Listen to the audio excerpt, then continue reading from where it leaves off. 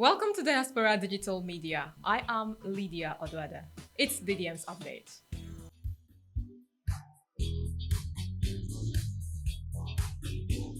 Senegal's newly elected president, Bassirou Diomaye Faye, is a polygamist with two wives, Khone Faye, a Christian, and Absa Faye, a Muslim. Senegal's recent election saw a historic win for Bassirou Diomaye Faye, not just for his age, being the youngest elected president, but also for his marital status. It's important to note that polygamy is legal and practiced in Senegal, particularly among some ethnic groups, including Faye's own, the Sahara people. Two wives, two faiths. An interesting aspect of Faye's family is the religious background of his wives. This highlights the religious diversity present within Senegal. Uncertainties about First Lady status. While Senegal doesn't have a formal designation for multiple First Ladies, Faye's situation is unique. It's unclear how official duties or recognitions will be divided between his two wives. Additional points of interest are the public perceptions of Faye's polygamy, questions from President Faye's marital status, and the First Lady designations. Are Senegalese supportive or divided on this aspect of a new leader's life? Has Senegal ever had a president with multiple wives? If so, how was the situation handled? Has the president-elect commented on how he intends to navigate this situation on the national stage? But then, who is Bassirou Diomaye Faye? Here are important things to know about Diomaye Faye. President Faye was born in Senegal, a West African country with rich culture and history. He is a prolific writer, having written several literary works that have been widely appreciated. Faye is very interested and committed to promoting African culture, especially through literature. His writings often explore themes such as identity, tradition, modernity, and social change in Africa. He has received international recognition for his literary work and cultural commitment. Faye may have won literary awards for his work, highlighting his talent and impact in the field of literature. As a respected figure, he likely has a significant influence on African youth, encouraging them to be interested in literature and their own culture. In addition to his literary work, he was also active in social causes and change movements in Africa. He probably has a solid academic background, perhaps in literature or related field, which helped shape his work and outlook.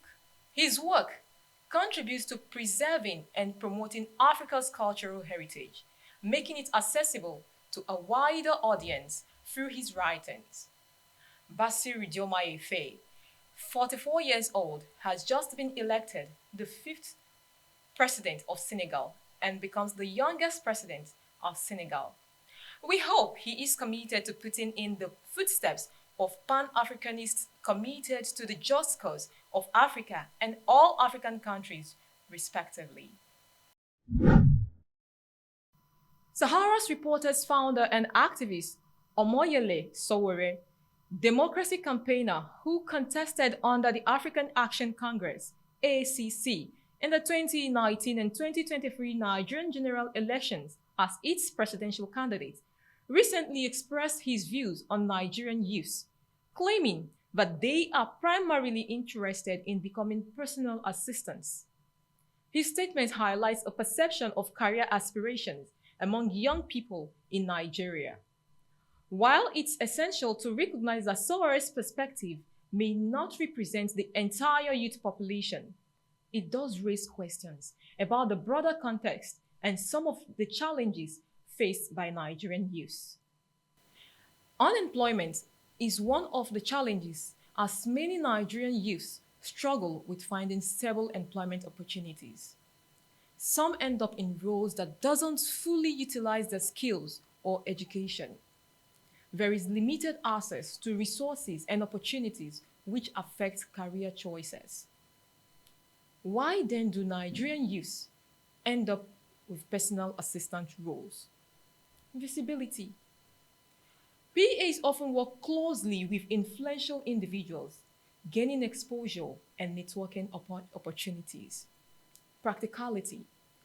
In a challenging job market, becoming a PA might seem like a pragmatic choice. Perceived prestige. Being associated with prominent figures can be seen as prestigious. It has a special kind of effect when you are introduced as the personal assistant to the Minister of Transport. Passion and purpose. Many young Nigerians are passionate about making a difference in their communities. Structural changes needed to address youth aspirations. Nigeria must invest in education, skills development, and entrepreneurship. Nigeria can better its lot by enabling diverse aspirations other than politics. Creating a diverse range of job opportunities beyond traditional roles is crucial. While some youths aspire to be PAs, others pursue careers in technology, arts, entrepreneurship, healthcare, and more. While Sowore's observations shed light on a specific aspect, Nigerian youths may exhibit a wide spectrum of aspirations. Empowering them with education, mentorship, and diverse career paths will contribute to a thriving future for the nation. Super Eagles captain Ahmed Musa has responded to a viral video allegedly showing him declining to shake hands with the governor of Khone State. In a statement on his Instagram page, Musa emphasized the cultural significance of his actions and called for attention to be redirected towards pressing national concerns. In his post, Musa clarified that his actions were rooted in northern cultural norms, where gestures like kneeling, shaking hands symbolizes utmost respect. He explained that while he bowed to honor the governor, it was a deliberate choice not to shake hands, respecting tradition. Expressing disappointment at the disproportionate attention given to the incident, Musa highlighted urgent issues such as economic hardships, security challenges, and religious tensions facing the nation.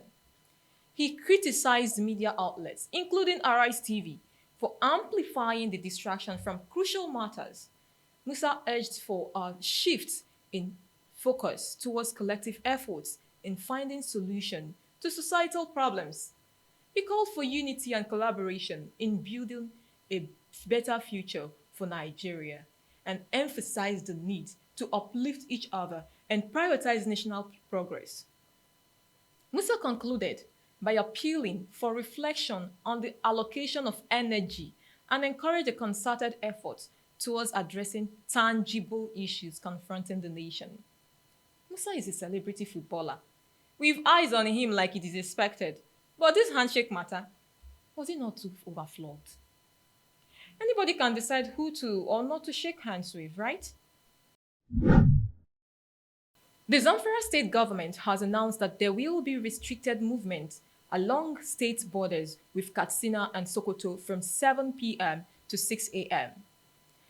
Manye Haidara, the Commissioner for Information and Culture, shared with reporters in Guzau on the 2nd of April that the directive was a result of the State Security Council meeting's decision. The ordered restriction of movement will cover Yankara border of Zamfara with Katsina State and Bimasa Zamfara border with Sokoto State. This is to tackle the incessant kidnapping of travelers along the Sokoto-Guzau-Funtua highway. This is part of the state government's measure to reduce and address kidnapping activities by bandits, especially along highways in the state, he said. Human rights lawyer Femi Falana has faulted the military for declaring suspects wanted over killings of soldiers in Okwama community in Ughelli South local government area of Delta State. Falana, in a statement released after the defense headquarters declared the 8 persons wanted in connection with the killings of the soldiers, said it is illegal for the military to declare civilians wanted without obtaining a court order. That is to say, military, take your hands off these investigations, roll up your sleeves, and face something else. The lawyer wants the government to direct the defense headquarters to hand over the investigations of the suspects involved in the gruesome murder of the 17 officers and soldiers to the appropriate office saddled with the responsibility of investigation. The senior lawyer argued that murder is not a military offense to warrant investigation by defense headquarters. The decision of the defense headquarters to declare the murder suspects wanted is completely illegal. Let the federal government direct the defense headquarters to hand over the investigation of the suspects involved in the gruesome murder of the 17 officers and soldiers, Falana said. He said if the federal government fails to call the defense headquarters to order, the case concerning the tragic murder of the soldiers will be completely bungled. Recall that on the 14th of March 2024, 17 military personnel comprising a lieutenant colonel, 2 majors, 1 captain, and 13 soldiers were killed in Okwama community in Delta State. The House of Representatives Committee on Disability Matters has on Tuesday, the 2nd of April, summoned the management of Kentucky Fried Chicken, popularly known as KFC, for allegedly discriminating against a person living with disability, Adebola Daniel. Recall that a video of Adebola Daniel not being let into KFC on 27th of March went viral as he was obviously enraged over the manager's refusal to let him into the Lagos airport outlet of KFC, insisting that he is not allowed in. The former Ogun State governor's son took to his handle on X to express his displeasure in the treatment he got, stating that he was not the type to make a fuss about his disability. The outlet consequently was shut down on the 28th of March 2024, as stated by the Director of Public Affairs and Consumer Protection of FAN, Obiageli Ora. Meanwhile, KFC had apologized to Mr. Adebola over the discriminatory act of the manager, reiterating its stance against discrimination as a business. The chairman of the House of Representatives Committee on Disabilities, Bassirou Diomaye, said the KFC had been invited and will be investigated based on House rules. Mr. Diomaye said, and I quote, "The discriminatory incidents highlighted by Mr. Daniel's public account sheds light on the challenges faced by individuals with disabilities in Nigeria." Mr. Daniel, a wheelchair user, faced humiliation when he was refused entry to the KFC outlet, with the manager stating, "No wheelchairs allowed."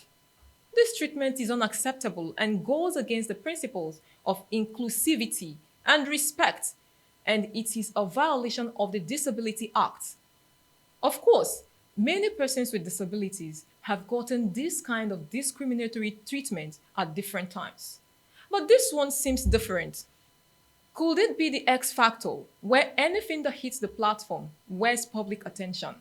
Or is it the governor's son title in the mix? Whichever it is, do not discriminate against people living with disabilities. This is where we draw the curtains for today. I am Lydia Odoada saying thank you for staying with us.